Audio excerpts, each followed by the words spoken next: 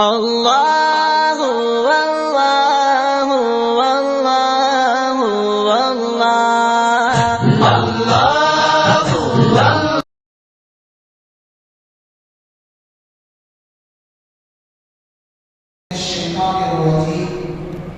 பிஸ்மில்லாஹிர் ரஹ்மானிர் ரஹீம். இன்னா அஅதைனாகல் கௌஸர் ஃபஸல்லி லிரப்பிக வன்ஹர். ஸதகல்லாஹுல் அஸீம். ரப்பி ஷ்ரஹ் லி ஸத்ரி வ யஸ்ஸிர் லி அம்ரி வஹ்லுல் 'உக்ததம் மின் லிசானி யஃகஹு கௌலி.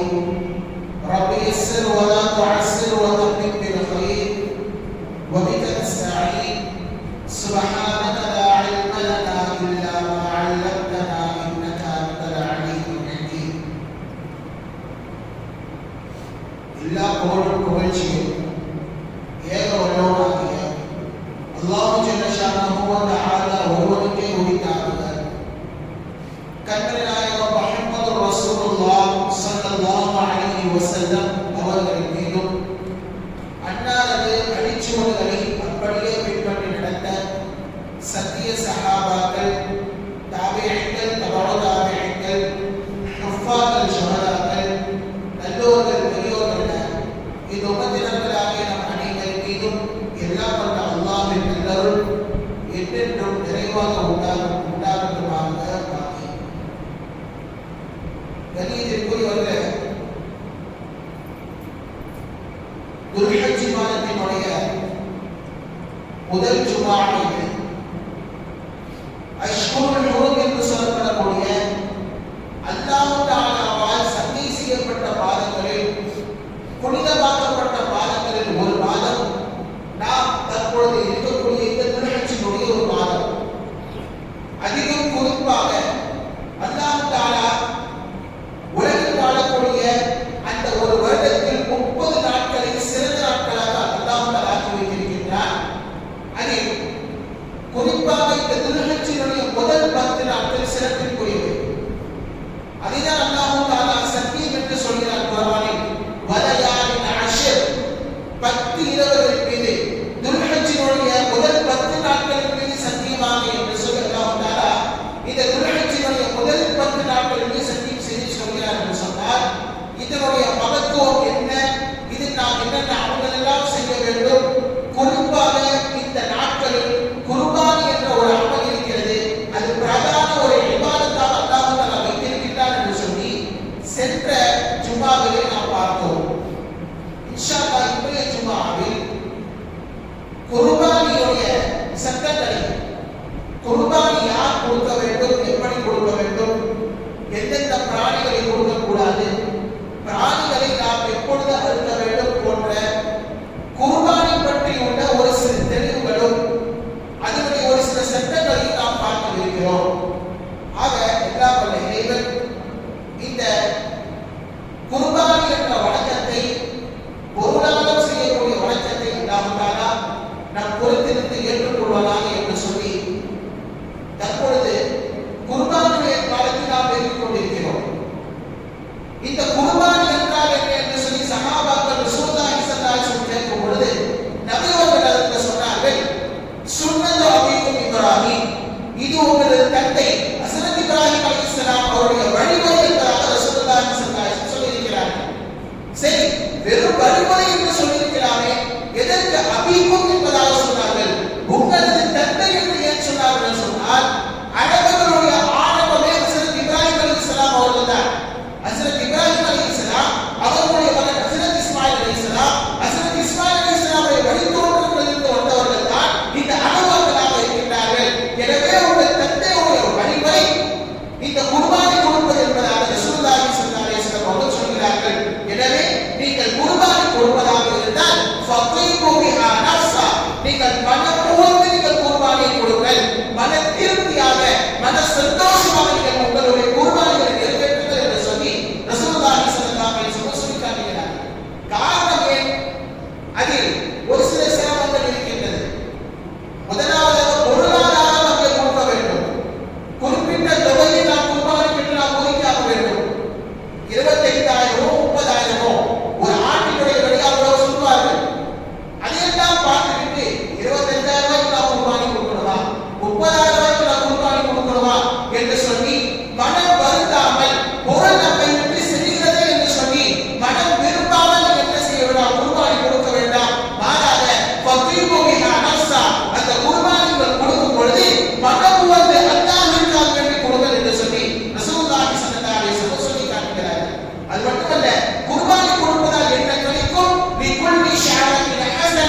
ஒவ்வொரு முடிக்கும் ஒவ்வொரு நன்மைகளை எடுத்துக்கிறான். ஆப்பிள உடல் முடிக்கு நம்ம பார்த்துருக்கோமா? தெரியாது.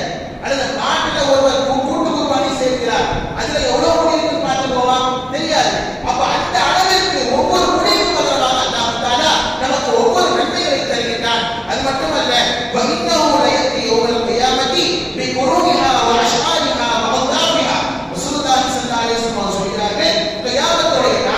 நீங்கள் கொடுக்கக்கூடிய அந்த குர்பானுடைய பிராணி நாளைக்கு அல்லாஹ் முன்னாடி அதன் கொம்புகளோடு வந்து நிற்கும், அதன் குழம்புகளோடு வந்து நிற்கும், அதன் முடிகளோடு வந்து நிற்கும். அது எப்படி இருக்கும் என்று சொன்னால் ரசூலுல்லாஹி ஸல்லல்லாஹு அலைஹி வஸல்லம் சொல்கிறார்கள், இன்னஹு யுஜாபு பிலஹ்மிஹா வ தமிஹா தூலஹு ஃபீ மீசானிக சபஹின திஅபன்.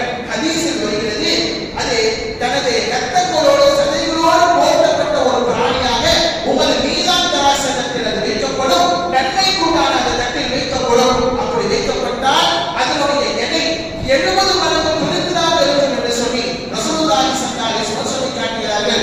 சாதாரணமாக ஒரு ஆட்டினுடைய எடை ஒரு 40 அல்லது 50 கிலோ இருந்தது என்று சொன்னால் அது 70 மடங்கு ஆக்கினால் எவ்வளவு ஒரு எடை வருமோ அந்த அளவிற்கு நமது குர்பானிகளை அல்லாஹ் தஆலா கியாமத் நாளில் நமது மீசானுடைய நன்மை கிருத்துகளை நிறுத்துவார் என்று சொல்லி ரசூலுல்லாஹி ஸல்லல்லாஹு அலைஹி வஸல்லம் சொல்கிறார்கள். அது மட்டுமல்ல, நாம் அந்த பிராணியை அறுக்கும் பொழுது அதனுடைய ரத்தம் கீழே விழுவதற்கு முன்னால் அது அதனுடைய அந்த குர்பானி அல்லாஹ்விடத்தில் ஏற்றுக்கொள்ளப்படுகிறது என்று சொல்லி ரசூலுல்லாஹி ஸல்லல்லாஹு அலைஹி வஸல்லம் சொல்லி காட்டுகிறார்கள். ஆக இந்த யௌமுன் நஹர் என்று சொல்லப்படக்கூடிய துல்ஹஜ் பிறை 10, 11, 12 ஆகிய இந்த 3 தினங்களில் குர்பானி கொடுப்பதுதான் சிறந்த அமல் என்பதாக ரசூலுல்லாஹி ஸல்லல்லாஹு அலைஹி வஸல்லம் சொல்லி காட்டுகிறார். ஒரு சிலருக்கு இப்படி ஒரு கேள்வி வரலாம், 15,000 20,000 நாம் என்ன செய்வோம், குர்பானி கொடுப்பதற்கு பதிலாக நாம் ஏழைகளுக்கு சாப்பாடு உணவு கொடுக்கலாமே என்று சொல்லி ஒரு சின்ன கேள்வி என்பது வரலாம். இது ஒரு தவறான எண்ணம். குர்பானியுடைய நாட்களில் குர்பானி கொடுப்பதுதான் சால சிறந்தது. ஏனென்றால் ஏழைகளுக்கு நாம் எப்பொழுது வேண்டுமானாலும் உணவளிக்கலாம், குறிப்பு என்பது அல்ல. ஆனால் குர்பானி என்ற வழக்கம் வருடத்தில் ஒரு முறை, அதிலும் இந்த 3 நாட்களுக்குள்ளானதான் செய்யும் ஒரு முடிக்க முடியுமே தவிர அந்த 3 நாட்களை தாண்டிவிட்டால் நாம் குர்பானி என்ற வழக்கத்தை செய்ய முடியாது என்ற ஒரே காரணத்தினால் ரசூலுல்லாஹி ஸல்லல்லாஹு அலைஹி வஸல்லம் அவர்கள் இந்த 3 நாட்களில் துல்ஹஜ் பிறை 10, பிறை 11, பிறை 12 ஆகிய இந்த 3 நாட்களில் குர்பானி என்ற அமல் தான் சிறந்த அமல் என்பதாக ரசூலுல்லாஹி ஸல்லல்லாஹு அலைஹி வஸல்லம் அவர்கள் சொல்லி காட்டுகின்றார்கள். இன்னும் ஒரு சிலர்கள், அதிலும் குறிப்பாக மதவாத சக்திகள் இப்படி சொல்வார்கள், ஆடுகளை அறுப்பதாலோ அல்லது மாடுகளை அறுப்பதாலோ அதனுடைய எண்ணிக்கைகள் என்பது குறைந்து விடுமே என்பதாக சொல்வார்கள். பொதுவாக அல்லாஹ்வுடைய நீதி என்ன தெரியுமா? நாம் எது அதிகமாக பயன்படுத்துகிறோமோ அதனுடைய உற்பத்தியை தான் அல்லாஹ் தஆலா அதிகமாக கொண்டு வருவார். உதாரணமாக நாம் இந்த தமிழ்நாட்டில் அரிசி சாப்பிடுவோம் என்று சொன்னால் அரிசியில் எந்த ஒரு தட்டுப்பாடும் என்பது இருக்காது. வடநாட்டில் அவர்கள் கோதுமை சாப்பிட்டார்கள் சொன்னால் அங்கே கோதுமைக்கு எந்த ஒரு தட்டுப்பாடு என்பது இருக்காது. என்றைக்காக நம்ம கேள்விப்பட்டிருக்கோமா? வருஷம் வருஷம் குர்பானி கொடுக்கறதுனால ஆட்டுடைய உற்பத்தி, ஆட்டினுடைய அந்த அதனுடைய உற்பத்தி குறைந்து நம்ம கேள்விப்படுறோமா? ஒரு தடவை கேள்விப்பட்டது இல்லையே. ஆக அல்லாஹ் தஆலாவை பொறுத்த வரைக்கும் அவருடைய நீதி என்னவென்று சொன்னால், ஒரு ஊரில் ஒரு மக்கள் எந்த பொருட்களை அதிகமாக உபயோகப்படுத்துகின்றார்களோ அதன் உற்பத்தி என்பது இருந்து கொண்டேதான் இருக்கும் என்று சொல்லி அல்லாஹ்வுடைய நீதியாக இருக்கின்றது. ஆக இந்த தவறான எண்ணங்களை நமது மனதிலிருந்து களைய வேண்டும். சரி, யார் குர்பானி கொடுப்பது, யாரின் மீது கடமை? ரசூலுல்லாஹி ஸல்லல்லாஹு அலைஹி வஸல்லம் சொல்லியிருக்கிறார்கள், மன் வஜத ஸஅதன், யாருக்கு வசதி இருக்கின்றதோ, யாருக்கு வசதினா ஜகாத் கொடுக்கிற அளவுக்கு அவருக்கு வசதி இருந்தால் 612 கிராம் வெள்ளியுடைய அளவோ அல்லது அதனுடைய தெரியுமோ இன்றைக்கு ரேட்டுப்படி சரியாக சொல்ல போனால் 1,77,480 ரூபாய் தன் கைவசத்திலோ பீரோவிலோ அல்லது பேங்க் லாக்கரிலோ வைத்திருந்தால் அவர்கள் கண்டிப்பாக குர்பானி கொடுத்தாக வேண்டும். அவர்களுக்கு ஜகாத்துல் கடமை, குர்பானி கடமையாக ஆகிறது. அவர்கள் கண்டிப்பாக குர்பானி கொடுத்தாக வேண்டும். சரி, ஒரு குடும்பத்திற்கு சார்பாக ஒருத்தர் குர்பானி கொடுத்தால் போதுமா? அதாவது ஒரு குடும்பத்துக்கு ஒரு ஆடு குர்பானி கொடுத்தால் போதுமா என்று சொன்னால், உதாரணமாக ஒரு குடும்பத்துல 7 நபர்கள் இருக்கிறார்கள். அந்த 7 நபர்கள்ல ஒருவருக்கு மட்டும்தான் சக்காத் கடமைண்டா அவர் குர்பானி கண்டிப்பா கொடுத்தார்.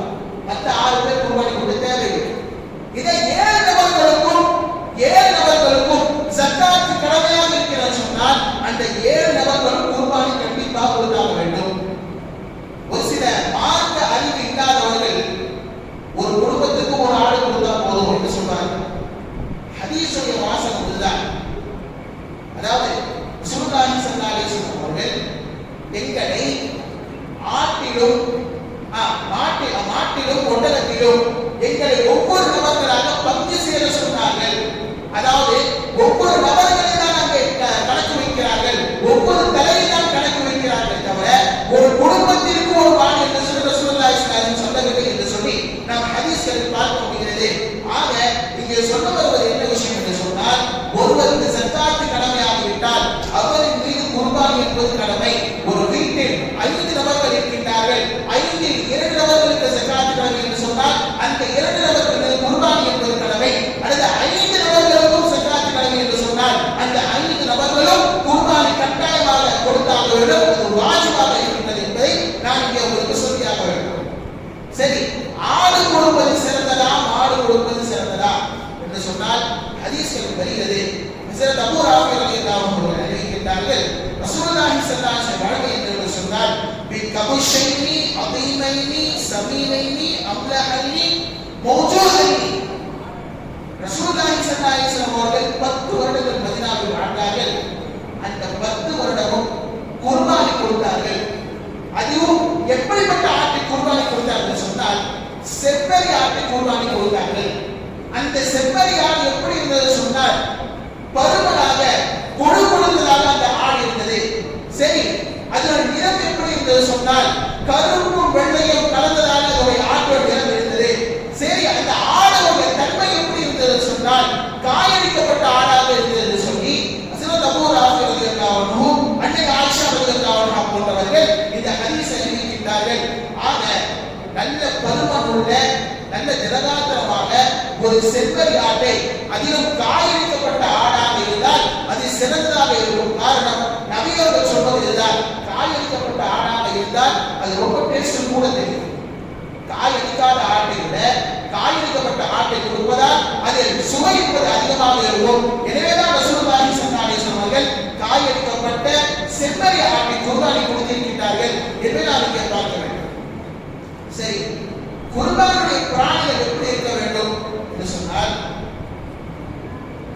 ஆட்டில் செம்மறி ஆடு வெள்ளாடு 2 விதமான ஆட்டையும் கொடுக்கலாம். ஆண் பெண் அதுக்கு வித்தியாசம் என்பது கிடையாது. அதே போலதான் மாட்டிலும் எருமை மாடாக கொடுக்கலாம், காளை மாட்டையும் கொடுக்கலாம், அதிலும் ஆண் பெண் என்பது வித்தியாசம் என்பது கிடையாது. அதே போலதான் ஒட்டகத்திலும் ஆண் பெண் வித்தியாசம் கிடையாது. இதில் வயது வரம்புகளை பொறுத்தவரைக்கும் மாடாக இருந்தால் 2 வருடங்கள் பூர்த்தியாக இருக்க வேண்டும், ஆடாக இருந்தால் 1 வருடம் பூர்த்தியாக இருக்க வேண்டும். செம்மறி ஆட்டிற்கு மட்டும் ஒரு 6 மாத குட்டி நம்ம பார்வைக்கு 1 வருஷம் குட்டிய மாதிரி தெரியுது. 6 மாசம் தான் அசல்ல, ஆனா நம்ம பார்வைக்கு எப்படி தெரியுது? ஒரு 1 வருஷம் பெருத்த நல்லா முழுமுழுத்து இருக்கு என்று சொன்னால் 1 வருஷம் குட்டியை போது தெரிந்தால் அந்த செம்மறி ஆட்டை நாம் குர்பானி கொடுத்துக் கொள்ளலாம். ஒரு சில பிராணிகளை, குறையுள்ள பிராணிகளை குர்பானி கொடுக்கக்கூடாது. ஏன் குறையுள்ள பிராணிகளை குர்பானி கொடுக்கக்கூடாது? குர்பானி என்பது நாம் அல்லாஹ்விற்காக வேண்டி கொடுக்கக்கூடிய ஒரு அன்பளிப்பாக இருக்கிறது. ஒரு நண்பருக்கு, ஒரு தெரிந்தவருக்கு நாம் ஒரு அன்பளிப்பை கொடுக்கிறோம். தேடி தேடி வாங்குவோம்ல, இதுல இந்த விதமான இந்த ப்ராடக்ட்ஸ்ல ஒரு டேமேஜ் இருக்கக்கூடாது என்று சொல்லி பார்த்து நாம் வாங்குவோம். பார்த்து இந்த சினிமா அந்த கிஃப்டை அவருக்கு நாம் பிரசன்ட் பண்ணுவோம். அதே போலதான் அல்லாஹ்விற்காக வேண்டி கொடுக்கக்கூடிய குர்பானியில் எந்த விதமான குறைகள் இருப்பது இருக்கக்கூடாது. அதன் அடிப்படையில் 4 விதமான பிராணிகளை, 4 விதமான குறையுள்ள பிராணிகளை ரசூலுல்லாஹி ஸல்லல்லாஹு அலைஹி வஸல்லம் அவர்கள் குர்பானி கொடுக்கக்கூடாது என்று சொல்லியிருக்கிறார்கள். அதில் முதலாவது நொண்டி. 4 கால்ல 1 கால் நொண்டியாக இருக்கிறது என்று சொன்னாலும் குர்பானி கொடுப்பது கூடாது. இரண்டாவதாக கண் பார்வை இழந்த பிராணி. 1, 2 கண்ணுகள் போயிடுச்சு, அல்லது 2இல் 1 கண் போய்விட்டாலும் அந்த பிராணிகளை நாம் குர்பானி கொடுப்பது கூடாது. மூன்றாவதாக ரசூலுல்லாஹி ஸல்லல்லாஹு அலைஹி வஸல்லம் சொல்வது சடை பிடிப்பே இல்லாத பிராணிகளை குர்பானி கொடுப்பது கூடாது. நான்காவதாக அதிகமாக நோயுள்ள பிராணிகளை நாம் குர்பானி கொடுக்க கூடாது என்று சொல்லி ரசூலுல்லாஹி ஸல்லல்லாஹு அலைஹி வஸல்லம் சொல்லியிருக்கிறார்கள். இதன் அடிப்படையில் ஒரு சில விஷயங்கள், வால், கொம்பு, அதே போன்ற காது. வால்ல சின்னதா லேசா ஒரு புள்ளி வெட்டப்பட்டிருக்கு, அல்லது காதில் சின்னதா லேசாக வெட்டப்பட்டிருக்கு சொன்னால் பிரச்சனை இல்லை. அதே போன்ற பிராணிகள் குர்பானி கொடுப்பது கூடும். லேசா வெட்டப்பட்டிருந்தால்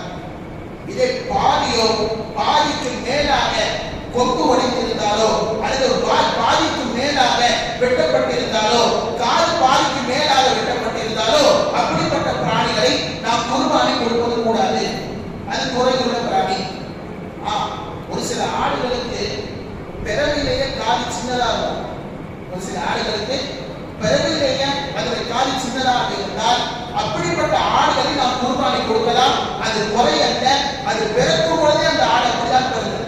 அதே போலதான் கொம்பில்லாத ஆட்டையும், ஏன்னா பிறகுலேயே அந்த ஆட்டு கொம்பு என்பது இருக்காது, அல்லது கொம்பு என்பது வந்திருக்காது. கொம்பில்லாத ஆட்டையும் குர்பானி கொடுத்திருக்கிறார். ஒருவேளை கொம்பு இருந்து அது ஒடிந்து அதனுடைய தாக்கம் ஓடி சென்று பாதித்திருந்தால் அது அப்படிப்பட்ட அந்த பிராணிகளை குர்பானி கொடுக்கூடாது என்று சொல்லி நீங்க முஹத்திஸீன்கள் ஃபுகாக்கள் சொல்லி தருகிறார்கள். சரி, குர்பானி கொடுக்கக்கூடிய நேரம் என்ன, எப்பொழுது நாம் குர்பானி கொடுக்க வேண்டும் என்று சொன்னால் துல்ஹஜ்ஜின் 10 பெருநாள் தொழுது முடிந்த பின்னால் நாம் குர்பானிகள் நிறைவேற்ற வேண்டும். பெருநாளுக்கு முன்னாடி, அதாவது பெருநாள் தொழுகைக்கு முன்னாடி நாம் குர்பானி நிறைவேற்றினால் அந்த குர்பானி என்பது கூடாமல் போய்விடும். ஏன்னா அல்லாஹ் தஆலா குர்ஆனில் சொல்கிறார், ஃபஸல்லி லிரப்பிக வன்ஹர், நபியே உங்க ரட்சகரை தொழுகிறாக, அதே போன்று தொழுது முடித்த பின்னால் என்ன செய்கிறாங்க, பிராணிகளை அறுத்து பலியிடுகிறாங்க என்று சொல்லி அல்லாஹ் தஆலா திருக்குர்ஆனில் சொல்லி காட்டுகிறார். அது மட்டுமல்ல, ஹதீஸில் ரசூலுல்லாஹி ஸல்லல்லாஹு அலைஹி வஸல்லம் சொல்லக்கூடிய ஹதீஸ் புகாரி ஷரீஃபில் பதிவு செய்யப்பட்டுள்ளது. மன் தபஹ قبل الصلاة فإنما ذبح لنفسه, யார் ஒரு பிராணியை ஈது தொழுகைக்கு முன்னாடி அறுத்துவிட்டால், பெருநாள் தொழுகைக்கு முன்னாடி அறுத்துவிட்டாரோ அவர் தனக்காக வேண்டி அறுத்திருக்கிறார், அவர் இறைச்சிக்காக வேண்டி அந்த பிராணி அறுத்திருக்கிறார். இதே ஒருவர் ஈது தொழுது முடித்த பின்னால், பெருநாள் தொழுகை முடித்த பின்னால் யார் பிராணியை அறுக்கிறாரோ ஃபக்கத் தம்ம நுஸ்கஹு, அவர் இந்த சுன்னத்தை அவர் பரிபூர்ணப்படுத்தி விட்டார், அவர் முஸ்லிம்களுடைய வழிகளை பின்பற்றி விட்டார் என்று சொல்லி ரசூலுல்லாஹி ஸல்லல்லாஹு அலைஹி வஸல்லம் சொல்லக்கூடிய ஹதீஸ் புகாரி ஷரீஃபில் பதிவு செய்யப்பட்டுள்ளது. ஆக பெருநாள் தொழுகைக்கு முன்னால் நமது பிராணிகளை அறுக்க கூடாது. பெருநாள் தொழுது முடித்த பிறகு துல்ஹஜ் 10, 11, 12 அஸ்ர் வரைக்கும் நாம் அந்த பிராணிகளை குர்பானி கொடுத்துக் கொள்ளலாம் என்று சொல்லி மார்க்க சட்ட வல்லுநர்கள் நமக்கு சொல்லித் தருகிறார்கள். ஆக இவைகள் எல்லாம் குர்பானியினுடைய ஒரு சில முக்கியமான விஷயங்களாக இருக்கின்றது. பிராணிகளை இதை போன்ற பார்த்து வாங்கி அறுக்கும் பொழுது அந்த பிராணியை எவ்வாறு முன்னோக்கி படுக்க வைத்து கத்தியை அதற்கு முன்னால் நீட்டாமல் மறைவாக வைத்து நன்றாக கூர்மையாக்கிக் கொள்ள வேண்டும். 2-3 தடவைகளே நாம் அந்த பிராணியை அறுத்து வர வேண்டும். அதற்கு மேல் அதற்கு ஒரு சிரமத்தை கொடுக்க கூடாது. பிஸ்மில்லாஹி அல்லாஹு அக்பர் என்று சொல்லி அந்த பிராணியை நாம் அறுக்க வேண்டும். அறுத்து இப்படி நாம் துஆ ஓத வேண்டும். இன்ன ஸலாத்தி வ நுஸ்கி வ மமாத்தி லில்லாஹி ரப்பில் ஆலமீன், என்னுடைய எல்லா விதமான வணக்கங்களும் அல்லாஹ்விற்கு சொந்தமானது என்று சொல்லி இப்படிப்பட்ட ஒரு துஆ ஓத வேண்டும். அது மட்டுமல்ல, யாரெல்லாம் இந்த குர்பானியை எப்படி ஒரு கலில் ஹஸரத் இப்ராஹிம் அலைஹிஸ்ஸலாம் அவர்களை ஏற்றுக்கொண்டாயோ, அதே போன்று உனது ஹபீப் முஹம்மது ரசூலுல்லாஹி ஸல்லல்லாஹு அலைஹி வஸல்லம் அவர்களை இந்த குர்பானியை ஏற்றுக்கொண்டாயோ, அதே போன்று என்னிடத்திலிருந்து அல்லாஹ் இந்த குர்பானியை ஏற்றுக்கொண்டாயோ என்று சொல்லி நாம் குர்பானியை கொடுத்தாக வேண்டும். குர்பானி என்பது இந்த 3 நாட்களில் துல்ஹஜ் 10, 11, 12 ஆகிய 3 நாட்களில் பிரதான அமலாக இருக்கின்றது. கடைசியாக ஒரு எச்சரிக்கை மீண்டும் சொல்கிறேன். யாருக்கு வசதி இருந்து குர்பானி கொடுக்கவில்லையோ பலாயிகள் முசல்லானா, ரசூலுல்லாஹி ஸல்லல்லாஹு அலைஹி வஸல்லம் சொல்வது நீங்கள் ஈத்காவுக்கு வர வேண்டாம். ஆக குர்பானி கொடுப்பதற்கான முயற்சியில் ஈடுபட வேண்டும். ஈடுபட்டு ஈத்காவுக்கு கொண்டு தொழுது நாம் நமது குர்பானி என்ற அந்த வணக்கத்தை அல்லாஹ்விற்காக வேண்டி செய்ய வேண்டும். ஏனென்றால் லையனால் அல்லாஹு ரூஹா வலா திமாஹா வலாக்கி யனாலு தக்வா மின்கும், அல்லாஹ் தஆலா சொல்வது நீங்கள் அறுத்த அந்த பிராணி இறைச்சிகளோ அதன் ரத்தங்களோ எனக்கு வந்து சேருவதில்லை, மாறாக உங்களுடைய இறைச்சம் தான் எனக்கு வந்து சேர்கிறது என்று சொல்லி அல்லாஹ் தஆலா திருக்குர்ஆனில் சொல்கிறார். ஆக மனதில் எந்த ஒரு பெருமையும் இல்லாமல், எந்த ஒரு முகஸ்துதியும் இல்லாமல், எது செய்தாலும் நான் அல்லாஹ்விற்காக வேண்டி செய்கிறேன் என்று சொல்லி அல்லாஹ்விற்காக நாம் ஒரு குர்பானி நாம் நிறைவேற்ற வேண்டும். ஆக எல்லாம் நிறைவேறும். எதை கேட்டோமோ அதன்படி அமல் செய்வதற்கான தௌஃபீக்கை அல்லாஹ் தஆலா நமக்கு தருவானாக.